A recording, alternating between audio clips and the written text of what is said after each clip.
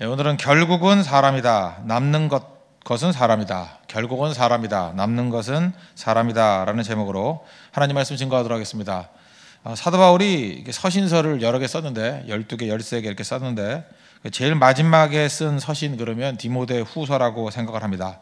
그래서 이게 죽음을 앞둔 서신 이렇게 얘기를 합니다. 근데 뭐 죽는 사람이 자기가 죽는지 알았겠습니까? 그냥 정확히 알지는 못했지만 어찌 보면은 말년에 쓴 그 서신이다 이렇게 생각할 수 있다는 것입니다. 그러니까 사도 바울이 나이가 들어서 인생을 회고하면서 인생 회고의 결론을 말하고 있습니다. 그러니까 인생 회고의 결론이 뭐냐? 결국은 사람이다. 그거라는 거예요. 남는 건 사람이다. 바울이 행했던 일 많습니다. 뭐 가르침도 많이 가르쳤고, 뭐 기적도 행했고, 능력도 행했고, 뭐 놀라운 일들을 많이 행했습니다. 그러나 남는 것은 사람이다. 이게 결론이라는 것입니다. 내가 죽더라도 이렇게 사람이 남아 있으면, 사람을 세워져 있으면 계속해서 복음은 증거될 것이다. 그 사람을 뭐라고 묘사하고 있느냐면 충성된 사람이에요.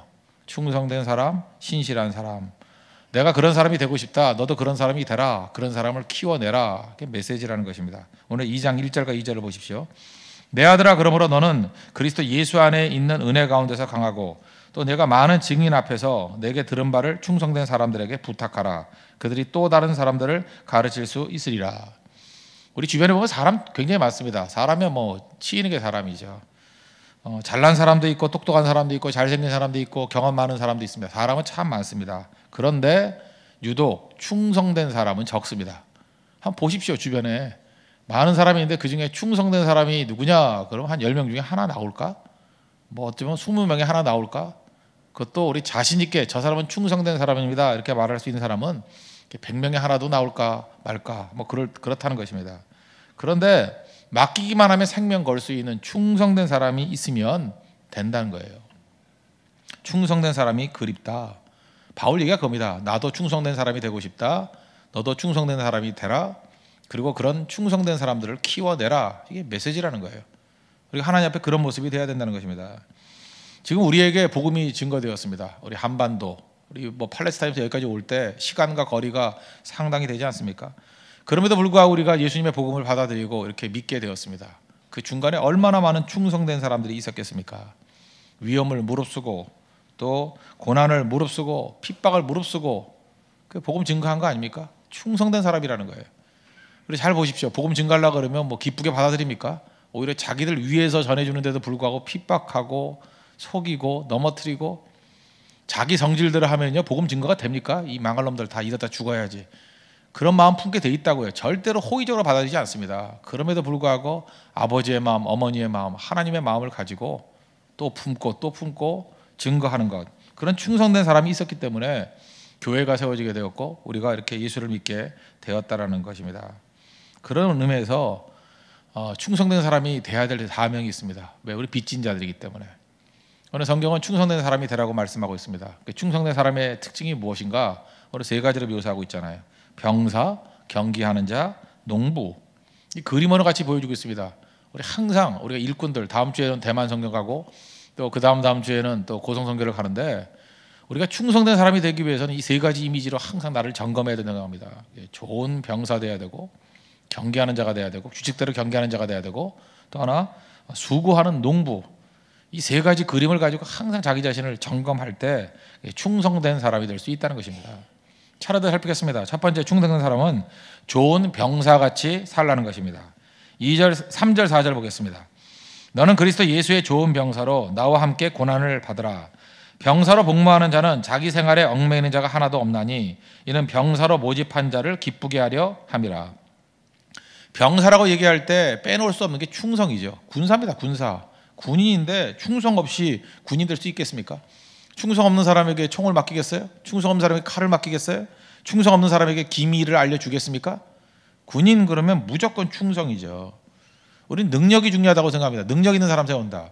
능력이 있는데 충성 없으면 배신자 되잖아요. 더 무서운 겁니다. 능력보다 중요한 게 뭐예요? 충성.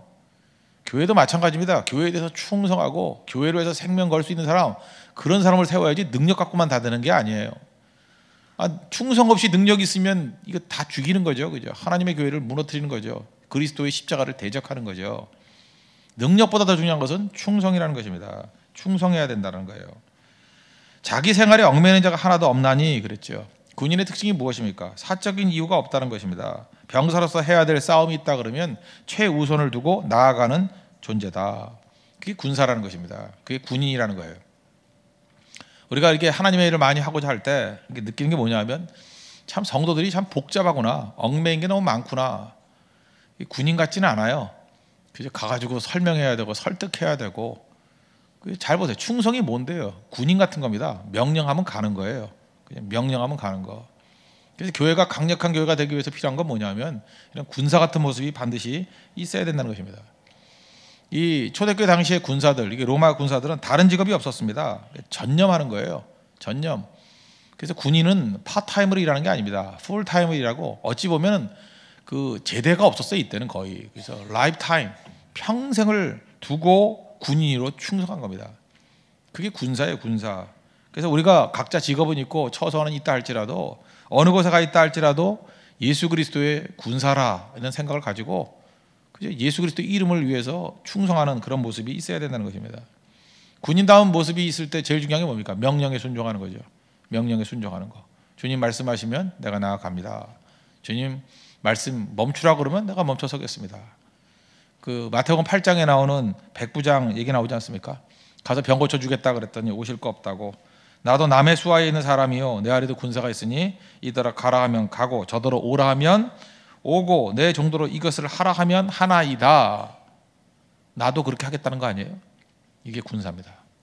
그죠? 군인 정신 가지고 충성 다해야 된다는 것입니다. 그리고 군인들은 뭐 예를 들어서 어디 파병을 한다 그랬더니 아이 거기 뭐 화장실에 앉아서 못 가요. 뭐 샤워 시설이 없어 못 가요. 이게 군인입니까? 그죠? 그건 아니죠. 그러니까 군인이라 그러면 어떤 모습이 있어야 된다는 것입니까? 고난을 감수하면서 사명 이루기 위해서는 어떠한 어려움도 감당한다. 그리고 파병, 모집한 자를 기쁘시게 한다. 주님을 기쁘시게 하는 모습이 있어야 된다는 것입니다. 그리고 제일 중요한 게 뭐겠어요? 군인은 전투력이 있어야겠죠. 영적으로 잘 무장돼서 마귀의 싸움에서 항상 이길 수 있는 존재. 그러니까 스스로 한번 물어보십시오. 내가 좋은 군인인가? 내가 병사인가? 그런 의미에서 저는 제자 훈련이라는 말 별로 좋아하지 않습니다. 제자 훈련보다 더 중요한 건 성경에서는 제자라는 거 뭐 이렇게 많이 나오지 않아요. 생각보다 제자를 훈련시켰다 뭐 이런 개념 없습니다. 예수님이 제자니까 뭐 나오는 거 있겠지만 더 많이 나오는 건 뭐냐면 군사훈련이에요. 군사훈련. 다 군사 만들라는 거예요. 영적 전쟁이 있으니까 군사 만들라는 게 주위에 좋은 군사들아. 그래서 우리 군사훈련 받아야 됩니다. 영적 군사훈련. 그래서 군인같이 투철한 마음 가지고 주를 위해서 충성하는 우리 믿음의 종 되기를 바랍니다. 그래서 우리가 충성하지 않으면 이렇게 얘기하세요. 너 군인 같지 않아. 그럼 끝이죠. 군인은 명령에 복종하고 고난을 두려워하지 아니하고 모집한 자를 기쁘게 하고 전투력이 있어서 마귀를 멸할 수 있는 승리의 모습이 있어야 된다는 것입니다. 이게 군인이에요. 우리 좋은 군인 되는 믿음의 종 되기를 바랍니다. 두 번째 충성한 사람의 모습은 경기하는 자입니다. 운동선수. 5절 보십시오. 경기하는 자가 법대로 경기하지 아니하면 승리자의 관을 얻지 못할 것이며. 여기 운동선수들 특징들이 되게 많이 있을 건데 뭐 고된 훈련을 받는다, 인내한다, 고통을 참는다 뭐 그런 얘기 다 있는데 여기서 그 운동선수에게 적용된 건 딱 하나예요. 법대로 경기하지 아니하면 according to the rule. 룰대로 경기하지 아니하면 룰을 지켜야죠. 이번에 월드컵 기간 아닙니까? 월드컵 때 좀 아쉽다고 생각했던 게 뭐냐면 어렵게 골링을 넣었어요. 근데 무효시키죠. 왜 무효예요? offside. 그죠? 뭐 이렇게 반칙을 한 것도 있지만 offside. 그 규칙을 어긴 거죠. 그죠? 규칙을 어긴 거. 그럴 때는 아무리 골을 많이 넣는다 할지라도 다 무효돼 버리죠. 그래서 경기하는 자에게 필요한 건 뭐냐면 according to the rule. 룰대로 그죠? 법대로 하지 않으면 안 된다. 생각나는 사람이 있습니다. 우리 서울 올림픽 때 뭐 꽤 오래된 얘기죠. 서울 올림픽 때 태어나지도 않은 사람이 여기 많네요. 그죠? 근데 서울 올림픽 때 그때 100m 달리기에서 그 기억나신 분 있습니까? 그 떠오르는 신성 같은 사람이 있어요. 캐나다의 벤 존슨이라고. 그죠? 이렇게 되게 빨랐어요. 그리고 전통적으로 잘 뛰는 사람이 칼 로이스. 근데 1등으로 들어온 건 누구냐면 벤 존슨이 1등으로 들어왔어요. 근데 무효가 돼 버리고 금메달이 칼 로이스로 넘어갔습니다. 이유가 뭐예요? 약물 복용. 법대로 하지 않았죠. 무효돼 버리더라는 것입니다. 그래서 제가 인상 남는 건 그거예요. 이 경기자, 경기하는 자, 운동선수 이거는 뭐 아무리 잘한다 할지라도 법대로 하지 않으면 아무 소용 없구나. 주님께서 우리에게 보여주는 건 이겁니다. 얼마나 훈련받느냐. 그거는 뭐 군사에도 얘기할 수 있잖아요. 여기서는 법대로예요. 법대로. According to the rule. 그죠? 이 룰대로 해야 된다는 것입니다. 그러니까 우리는 성경에 나온 룰이 뭐예요? 선으로 악을 이기라는 거예요. 악한 방법으로 악을 이기라고 말하지 않냐고 룰대로 해야 돼요. 선으로 악을 이기라. 우리가 이리와 싸우지 않습니까? 자꾸 이리와 싸우다 보면 우리가 이리가 돼버려요. 아닙니다. 이리가 돼서 싸우는 건 실패하는 것이다. 양으로 이리와 싸우라. 그 다음에 높아지라. 어떻게 높아져요? 낮아짐을 통해서 높아지라. 생명을 어떻게 얻어요? 힘으로 얻는 게 아니라 썩는 하나의 미랄이 되어서 생명을 얻으라. 이게 룰이에요. 룰. 법대로. 그래서 하나님의 뜻을 이룰 때에도 하나님의 방법대로 이루어야 됩니다. 편법 쓰면 안 된다는 거예요. 하나님의 방법대로. 하나님의 길을 걸어가면서. 또 주의 일을 할 때 억울한 일 당할 때 하는 일이 뭐예요? 침묵하면서 주님 바라보는 것. 예수님 그렇게 하셨잖아요. 이게 바로 뭐예요? 법대로. 자기 성질 다 부리면서 할 말 다 하고 하는 건 그건 법대로 하는 게 아니라는 거예요. 하나님의 일을 할 때 법대로 많은 일을 하지만 조용한 모습으로 충성 다하는 예수님 같은 길을 걷는 믿음의 종 되기를 바랍니다. 세 번째는 농부인데 농부는 수고하는 농부라는 거예요. 충성된 사람이 세 번째 보들은 수고하는 농부. 6절 보십시오. 수고하는 농부가 곡식을 먼저 받는 것이 마땅하니라. 농부의 특징 또 하나를 뭘 잡았어요? 부지런하다는 거예요. 수고한다는 거예요. 그런 사람이 첫 몫을 받는 것은 당연하다 그런 얘기죠. 모든 것을 다 쏟아붓습니다. 지금 뭐 농사 짓는 분들이 많이 없지만 농사 짓는 사람들 알잖아요. 1년 내내 수고해야 열매가 얻습니다. 저는 최근에 농사보다도 이렇게 화원하시는 분이 있어요. 화원. 우린 그렇잖아요. 뭐 꽃 같은 거 있을 때 뭐 덤을 하나 주세요 뭐 이러는데 그 꽃을 키울 때 요즘에는 좀 괜찮을 것 같아요. 겨울에 꽃 한 송이를 피우기 위해서 뭐 국화 한 송이인가요? 얼마나 많은 손이 가는지 모른다 뭐 그런 얘기를 하더라고요. 첫째 그 상품성을 갖기 위해서는요. 그 어마어마한 기름값을 들여가지고 기름을 떼야 된대요. 온실이니까 기름을 떼야 되고 그 다음에 하나하나 손으로 이렇게 다듬어야 되고 그 다음에 해충 없애야 되고 그 다음에 보관도 잘해야 되고 운반도 잘해야 되는데 다 길러놓은 것도 운반 잘못하다가 찌그러지면 끝나는 거래요. 그러면서 얘기를 하더라고요. 그분이 재밌게 표현했어요. 여자들 10명 놓여 보면 거기 내설만한 예쁜 여자 몇 명 되냐고. 거기서 한 두세 명 될 겁니다. 꽃도 똑같대요. 상품성 있는 게 10송이가 자라면요. 그 중에 이렇게 뭐 꽃다발 같은 쓸 수 있는 게 한 3송이밖에 없대요. 나머지는 이렇게 화환 같은 데 뒤에다 꽂는 거지 이렇게 제대로 된 게 없다는 거예요. 그래서 단가로 따지면 그 비용에 비해서 우리가 쓸만한 꽃 하나 나오는 게 엄청난 수고와 돈이 드는 거다. 그 얘기만 들어도 숨이 턱턱 막히더라고요. 함부로 꽃을 못 사겠어요. 너무 미안해서. 그 한 송이 꽃이 우리 손에 다가오기 위해서 어마어마한 손길이 닿았다는 것입니다. 그게 다 뭐예요? 수고하는 농부의 손길이라는 것입니다. 근데 이렇게 수고만 하느냐? 그게 아니죠. 힘쓰고 애써도 하나님께서 옛날에 뭐 비 안 주시고 잘하게 안 하면 끝나잖아요. 그래서 농부에게는 수고도 있지만 또 뭐가 있냐? 겸손이 있어요. 농부의 마음은 하나님을 의지하는 마음이 있어야 된다는 것입니다. 고린도전서 3장 6절을 보니까 나는 심었고 아볼로는 물을 주었을 때 오직 하나님께서 자라나게 하셨나니. 수고와 동시에 겸손이 있는 건 농부의 마음이에요. 그래서 하나님의 일을 한번 해보십시오. 농부의 마음 없이 절대 일 못한다는 거예요. 이번에 우리 고성 선교 가죠. 대만 선교 가죠. 우리가 농부의 수고가 있어야 돼요. 많은 땀을 흘리고 많은 준비를 해야 되고 많은 헌신을 해야 됩니다. 그러면 다 되느냐? 아니에요. 그리고 또 주님 의지해야 돼요. 주님, 아볼로는 나는 씹었고 아볼로는 물 줬습니다. 나는 씹었습니다. 또 다른 사람은 물 줬습니다. 그런다고 다 되는 거 아닙니다. 하나님이 잘하게 하십니다. 은혜 주십시오. 그래서 죽도록 충성하고 돌아와서 겸손하게 기도하는 거, 그게 농부의 마음이라는 거예요. 그래야 열매가 얻을 수 있다는 것입니다. 하나님 앞에서 충성스러운 사람의 모습 아시겠죠? 이 세 가지 붙들라는 거예요. 병사의 충성, 명령 그대로 어떤 고난도 담대히 나갈 수 있는 모습, 군사 같은 모습이 있어야 된다는 것입니다. 그리고 운동선수대로 법대로 하나님의 방법대로 해야 된다는 거예요.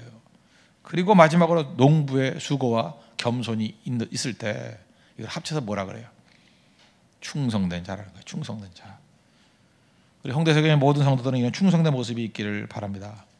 그러므로 7절 보세요. 내가 말하는 것을 생각해 보라. 주께서 범사에 내게 총명을 주시리라. 여기서 말하는 총명이 뭐예요? 생각 좀 하고 일하라는 거예요. 좀 지혜롭게 하라는 거예요. 그 총명이 무엇입니까? 이 세 가지 붙들고 병사와 같이, 운동선수와 같이, 농부와 같이 뛰는 게 총명이라는 거예요. 이거 알고 방향 없이 충성하는 게 아니라 정확한 방향을 가지고 충성하라는 것입니다.